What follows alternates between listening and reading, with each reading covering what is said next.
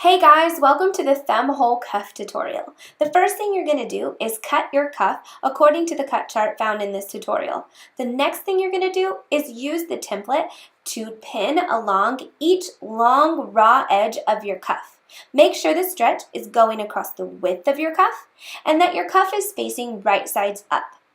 Then we're going to fold our cuff in half, right sides together, matching the pins. We will sew this cuff in 3 stages. Stage 1 is in between the 2 middle pins. Make sure that you're using a stretch stitch or a zigzag stitch to sew. Now that you've sewn the stage 1 in the middle, go ahead and remove those pins. Stage 2 is next. Go ahead and rotate your cuff so that the seam and your pins are towards the middle of your cuff. Grab from the left side of your cuff and meet the 2 pins that are on the left side of your cuff, right sides of the fabric together. This is going to be stage 2 of sewing. For stage 2, you will sew in between the 2 pins you just met up and the stitching of stage 1. Go ahead and mark the stitching of stage 1 with a pin. This will help give you a guide to stay between. Make sure to use a stretch stitch or a zigzag stitch for this as well. Once you've done this, remove those pins. Adjust your cuff so that you can find the 2 remaining pins. Bring those together, again with your fabric right sides together. This is still stage 2.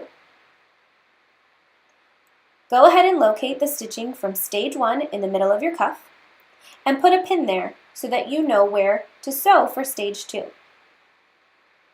You will sew in between the 2 pins you met up and the pin marked for stage 1. Use a stretch stitch or a zigzag stitch for this as well. Once you've done that, remove the pins, and we will do stage 3 and the final stage of sewing our cuff. Stage 3 will take you from the raw edge of your cuff to the stitching of stage 2.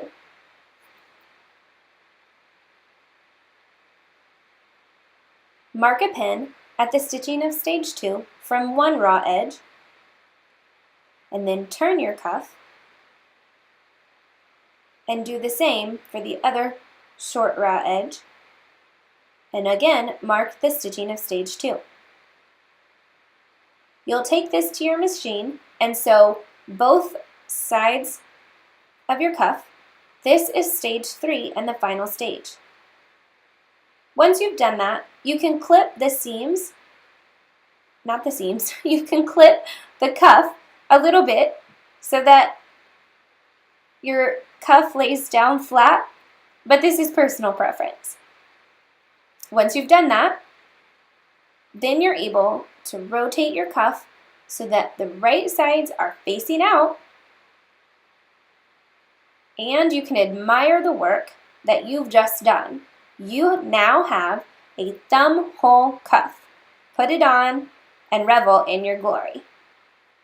Thanks, guys.